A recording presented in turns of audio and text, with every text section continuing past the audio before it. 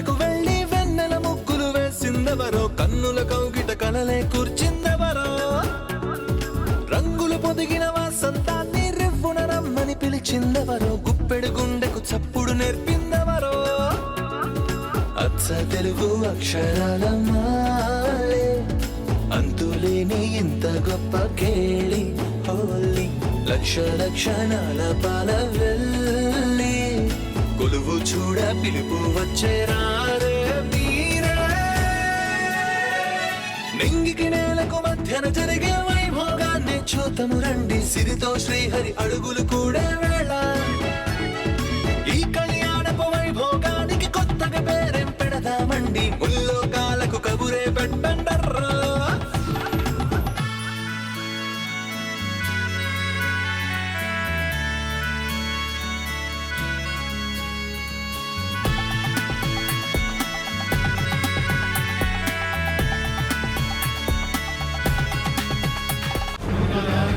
Okay, మంగని నన్ను ఒకసారి కలవమని చెప్పు. ఎందుకక్క?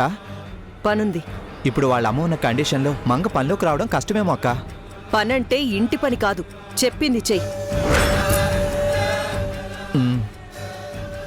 ఇంకో విషయం, నిత్యకి తనలా మరొకరున్నారన్న విషయం తెలియకూడదు, అర్థమైందా?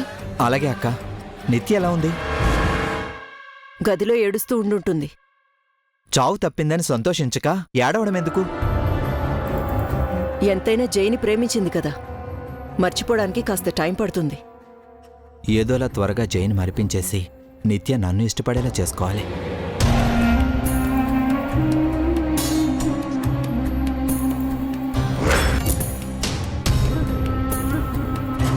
అక్క, నిత్య ఎక్కడికో వెళ్తుంది చూడు.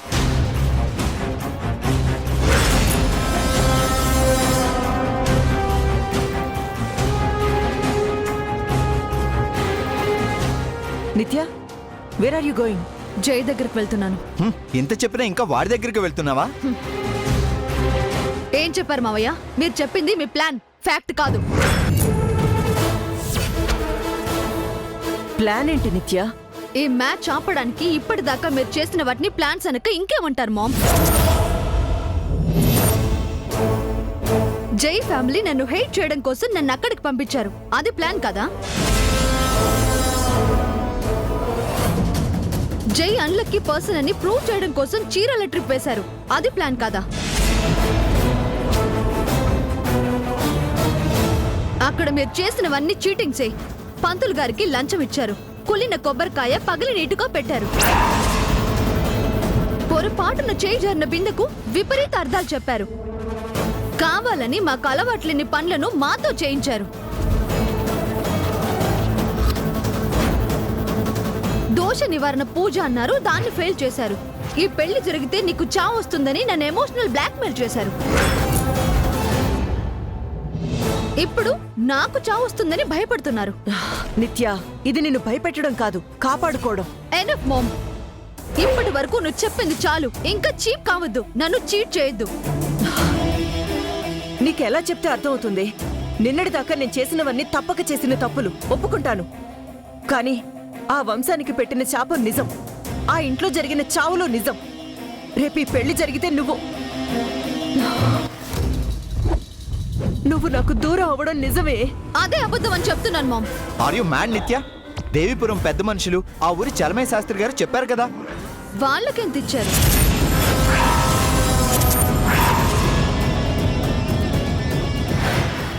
ఆ దేవుణ్ణి కూడా కొనగలిగినంత మనీ ఉంది కదా మన దగ్గర. నిత్య, నన్ను నమ్మట్లేదా నువ్వు? నమ్మాను మామ్, నమ్మాను. జై పరిచయం అయ్యేంత వరకు నిన్నే నమ్మాను, జైని కూడా నువ్వు చెప్పడం వల్లే నమ్మాను. చిన్న మిస్అండర్స్టాండింగ్ తో జైన్ నేను వదులుకోవాలనుకున్నాను, కానీ 1 డేలో తనేంటో నాకు అర్థమయ్యేలా చేసి లైఫ్ లాంగ్ తనతో నేను హ్యాపీగా ఉండగలనన్న నమ్మకం నాకు కలిగించాడు.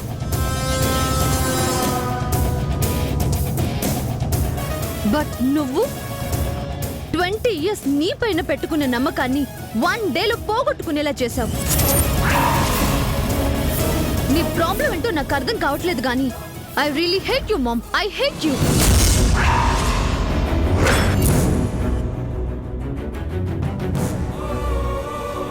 అది ప్రాబ్లం కాదు, పెయిన్. అది నీకు నిజంగా అర్థం కావట్లేదు. నేను ఏం చేస్తే నీకు అర్థం అవుతుందో కనీసం అదైనా చెప్పు. ఇక నువ్వేం చేసినా నేను నిన్ను బిలీవ్ చేయను మామ్.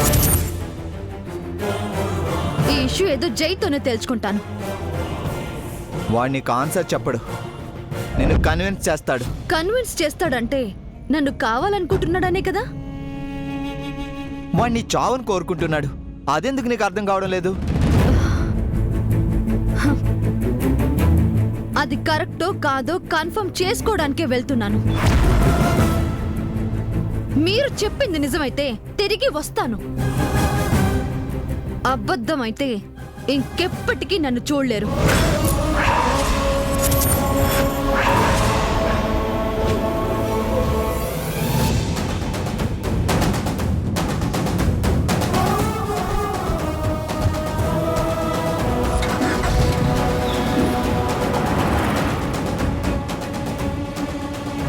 ఏంటక్క, నిత్య అలా వెళ్ళిపోతుంటే ఆపవేంటి? వెళ్ళని రిషి, నిజం తెలుసుకోవడానికేగా వెళ్తుంది, తిరిగి వస్తుంది. నిత్య వెళ్ళే స్పీడ్ చూస్తుంటే ఏం జరుగుతుంది ఏంటో.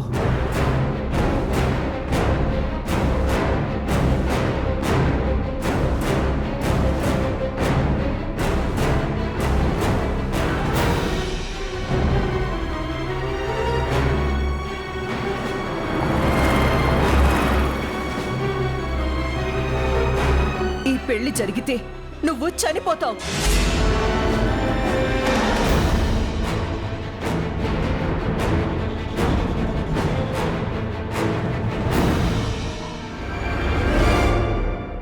మా పూర్వీకులు సూర్యదేవర వంశానికి పెట్టిన శాపం.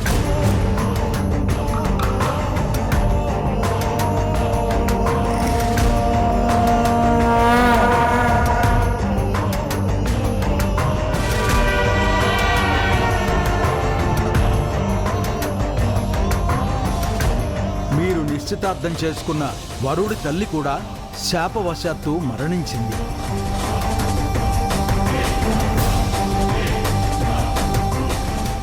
ఎలాగైనా జైకి నిన్ను దూరం చేసి ఈ శాపం నుంచి, చావు నుంచి కాపాడాలని చూశాను.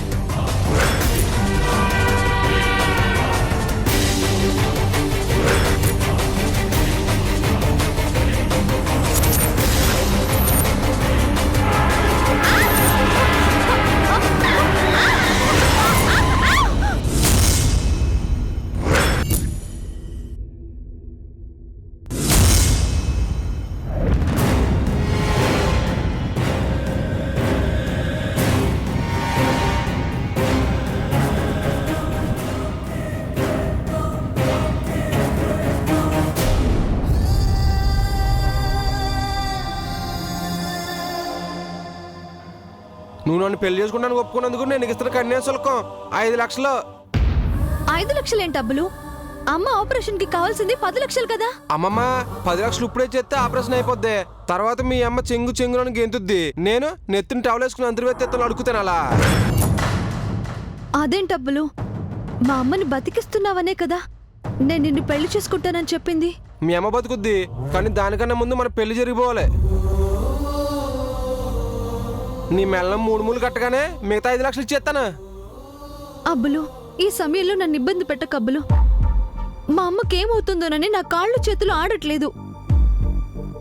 కావాలంటే ఈ క్షణం నా మెళ్ళు తాళి కట్టు. ఎలాగో తాళిబొట్టేప్పుడు నీ జోబులోనే ఉంటుంది కదా. అమ్మమ్మమ్మ, ఇలా ఎప్పుడు పడితే అప్పుడు ఎక్కడ పడితే అక్కడ తాళి కడతానికి ట్రై చేస్తేనే మన పెళ్లి 2 సార్లు పెట్టాకలైంది. మొదటిసారి నువ్వు పారిపోయావు, రెండోసారి దుబాయ్కి లాగేసాడు. అందుకే ముచ్చటగా 3వసారి మన పెళ్లి గుళ్ళో పెట్టానే.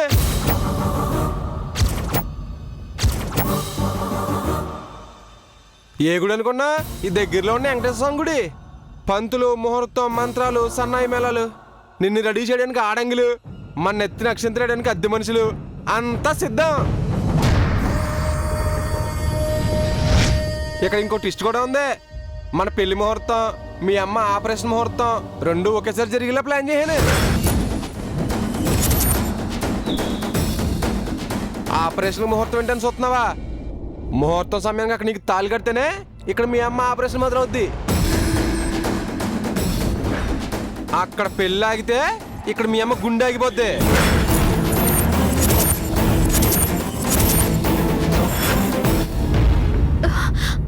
మన పెళ్ళి ఆగదబ్బులు. పొరపాటును కూడా మా అమ్మ గుండె ఆగిపోతుందని చెప్పుకో, నేను తట్టుకోలేను. అందుకే కదా ముహూర్తం పెట్టింది. మంచి టైంలో ఆపరేషన్ జరిగితే మీ అమ్మ బతుకుద్ది. నువ్వు హ్యాపీగా ఉండి నన్ను సుఖపెడతావు, లేదంటే మీ అమ్మ పోయి నువ్వు ఏడ్చి నన్ను పొస్తులెడతావు. నాపై నమ్మకం లేదా అబ్బులు?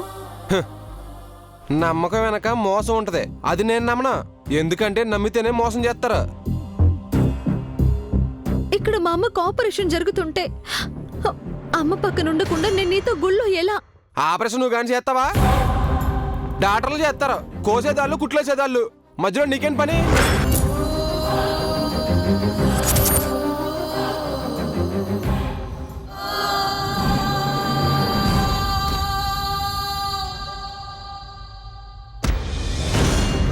సరే అబ్బులు, డబ్బులు కట్టేసి గుడికి వెళ్దామా?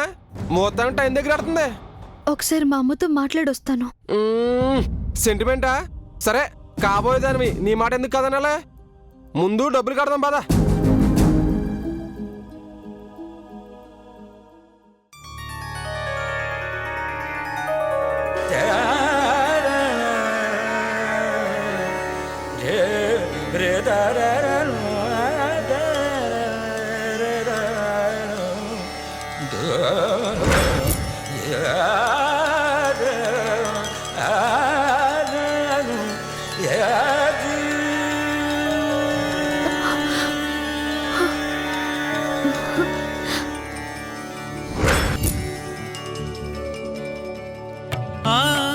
అమ్మా,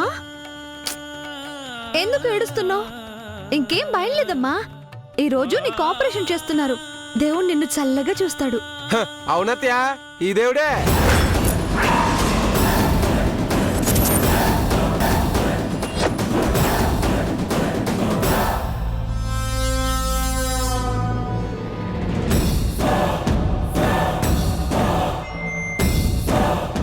అదే గుళ్ళో దేవుడే నిన్ను బతికింటున్నాడు అంటున్నానా? ఆపరేషన్ కి డబ్బులు ఎక్కడి నుంచి తెచ్చావు మంగా? కష్టపడి తెచ్చాను.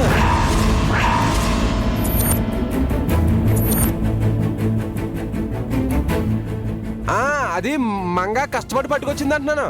3 ముళ్ళు 7 అడుగులు, 3, 7 కలిపితే 10 లక్షలు పోగు చేసి పట్టుకొచ్చింది. 3 ముళ్ళేంటి, అడుగులేంటి? ఏమంటున్నాడే వాడు? ముళ్ళపై అడుగులు వేసి నడిచినంత కష్టపడి డబ్బులు తెచ్చాను అంటున్నాడమ్మా. అసలు వీడితో ఎందుకు తిరుగుతున్నావు? వీడెందుకున్నాడు ఇక్కడ? నేను ఇక్కడ ఉన్నాను కాబట్టి నువ్వు ఇక్కడ ఉన్నావు. ఆత్రేయపురం నుంచి ఇక్కడికి తీసుకొచ్చింది నేనే, లేదంటే అక్కడే దిక్కులేని హౌస్ వచ్చేదని. అబ్బులు, ఇంకొకసారి ఆ మాట అంటే బాగుండదు. అమ్మ తెలియకంటుంది, తెలిసి నువ్వెందుకు అమ్మనంటున్నావు? కూటికి దిక్కు లేకపోయినా తల్లి కూతుల పౌరుషాలకేం కొరతలేదు. ఏయ్, ఏంటయ్యా పేషెంట్ రూమ్ లో అరుపులు? బయటికి వెళ్ళండి, ఆపరేషన్ టైం అయింది. వెళ్తాం, మాకు టైం అవుతుంది. రామంగా ఒక్క నిమిషం అబ్బులు. ఏ చిరునవ్వు కోసం ఈ సుకుమారి పయనం, తెలిసేలోగా తెలవారే దీపం, తను చేరేదే స్వర్గం అనుకుంటుందే పాపం, ఏమవుతుందో చిలకమ్మ భవితం, అందమైన కుందనాల బొమ్మ చేరనీకే ఎందుకే నాకు దండం పెడుతున్నావు? అక్కడికి వచ్చి ఆశీర్వదించే అవకాశం నీకు ఎలాగో లేదు కదా.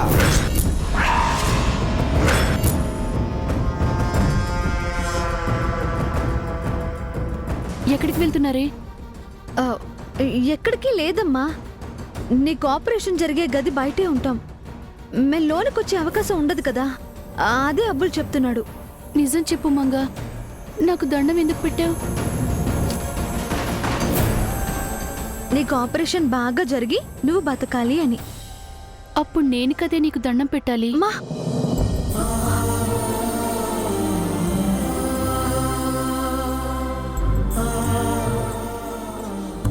నన్ను కన్న అమ్మవి నువ్వు. నా ప్రాణం ఇచ్చినా నీ రుణం తీర్చుకోలేను.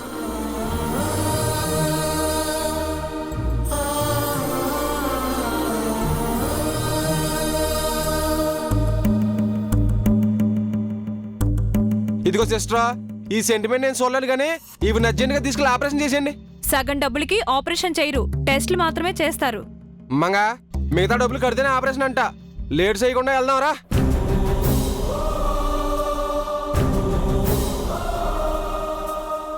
సరే చూసుకోండి. అలాగేనమ్మా.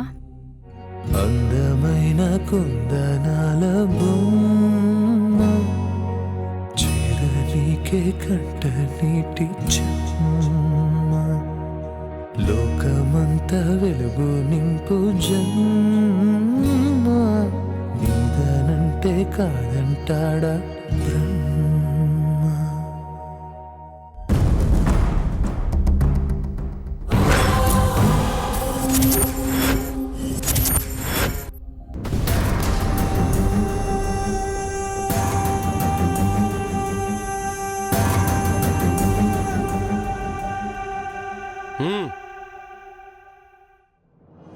ఆగు మంగా, నిర్ణయం తీసేసుకున్నావా మంగా? ఇదిగో మంగా నీకు ఇప్పుడే చెప్తున్నాను, మన పిల్లకి అడుగు తినేవాళ్ళు ఆఖరికి ఒక్కరు వచ్చినా పర్లేదు తప్ప ఈడు మాత్రం రావడానికి వీల్లేదు. ఒరే దుర్మార్గుడా, ఇదేం పాపం చేసిందిరా? ఇంత శిక్ష వేస్తున్నావు, దాని జీవితంతో ఆడుకుంటున్నావు. అమ్మో, లేవనుకు బాబాయ్. వాణ్ణి కాదే, నిన్నేమన్నాలో కూడా నాకు అర్థం కావట్లేదు. మీ అమ్మ గుండె కొట్టుకోవడం కోసం నువ్వు గుండె కోతను భరిస్తావా? మా అమ్మ నన్ను 9 నెలలు తన కడుపులో మోసింది బాబాయ్. అప్పుడు తనకు నేను బరువవ్వలేదే. నేను పుట్టాక నన్ను తన గుండెలపై ఆడించుకుంది. అప్పుడు నేను బరువవ్వలేదు. నాకు నడకొచ్చే వరకు నన్ను ఎత్తుకుని తిప్పింది. అప్పుడు నేను బరువవ్వలేదు. ఇప్పుడు అమ్మ గుండె బరువెక్కితే నేను బాధ్యతగా తీసుకోవాలా, భారమని వదిలేయాలా? నువ్వే చెప్పు.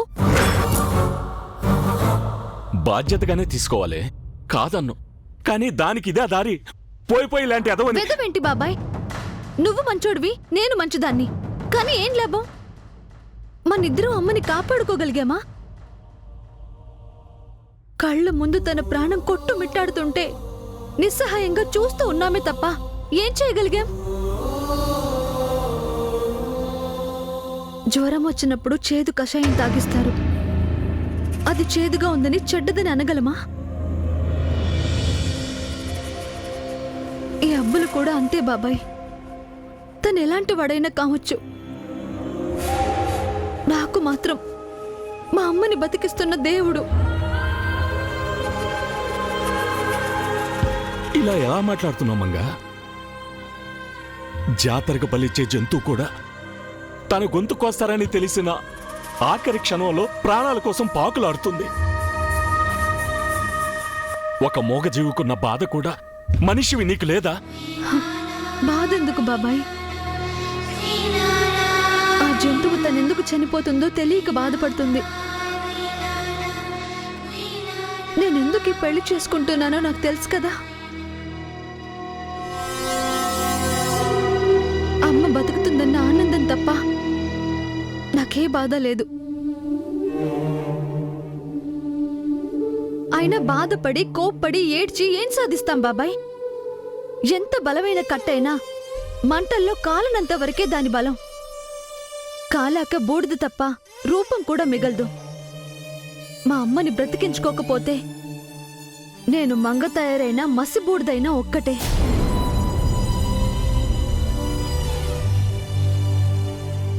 మంగా ఈ సోదంతా ఎందుకు? త్వరగా వెళ్దాం పద. వెళ్ళొస్తాను బాబాయ్.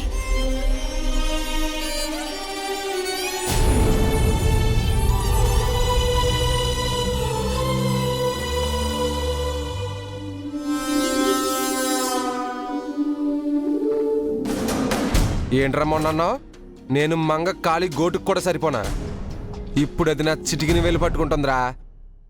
ఇక ఈ పెళ్లి నాపడం నీ తరం కాదు కదా, పైనున్న దేవుడి తరం కూడా కాదు.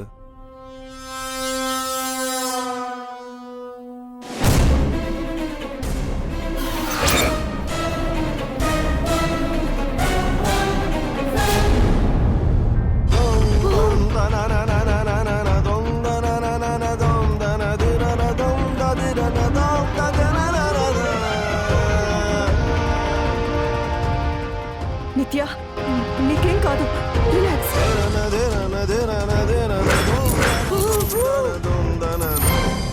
రా